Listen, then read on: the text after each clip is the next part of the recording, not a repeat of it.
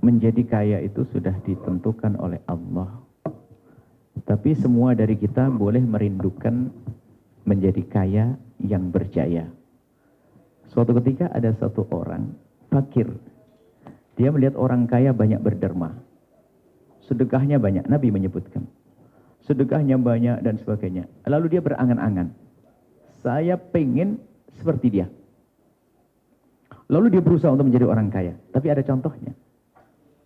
Maka dikatakan, biarpun dia tidak menjadi kaya kok mati duluan, dia sudah mendapatkan pahala yang sama seperti dia.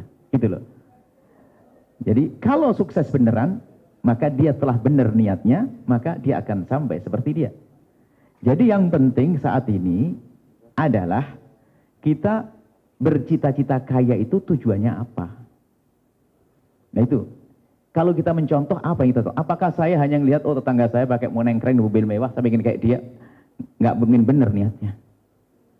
Jadi boleh kita menjadi kaya, kan Nabi menyebutkan orang mukmin yang kuat lebih dicintai oleh Allah. Kuatnya bagaimana?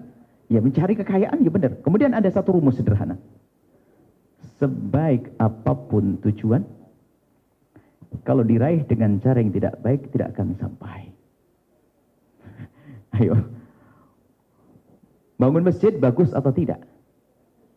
Akhirnya bagus. Tapi kalau gerakkan wanita kampung untuk jadi pelacur, ya nggak bagus. Tujuannya baik, tapi caranya tidak baik. Makanya tujuan itu kita benahi. Kalau tujuannya benar, nggak mungkin dia ngambil cara yang riba, cara yang haram, nggak mungkin.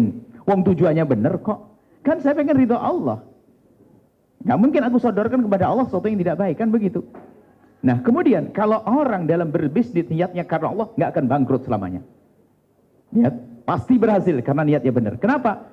Kalau belum terlihat hasil di dunia, sudah dapat pahala di akhirat. Ayo, mana yang kita inginkan? Di akhirat. Makanya cita-cita nggak apa-apa. Saya pengen jadi orang paling kaya di dunia. Niat tok, tapi niat karena kenapa lu kaya di dunia? Saya ingin beres itu. Fakir miskin, sekolah-sekolah, pokoknya masjid-masjid ini saya bikin. Niat tok. Dia belum sampai, tapi dapat pahala. Makanya diluruskan niatnya. Makanya kalau benar niatnya mencari kekayaan yang benar, nggak mungkin dia mau ngambil yang haram. Nggak mungkin. Sebab apa? Kalau niatmu benar, biarpun kamu belum sampai, sudah dikasih pahala nyampe. Kan begitu. Nah, ini niat yang benar sudah. Kan lebih enak ibaratnya. Belum nyampe. Nggak ada, tapi kita sudah dapat. Di akhirat kan. Intinya di akhirat. Gelar di dunia nggak penting. Ya seperti itu niatnya. Sukses insyaAllah ya. Semangat karena Allah. Yang halal, yang bersih, dan sebagainya. Terus. Jangan lupa niat.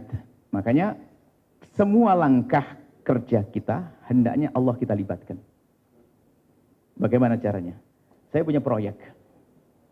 Langsung saja Allah masukkan. Kalau sukses akan aku kasihkan ke Allah. Diniatkan, saya harus ada. Jadi harus ada anggaran untuk Allah. Kalau sudah ada anggaran untuk Allah itu apa? Jika sukses sudah ada bagian untuk Allah.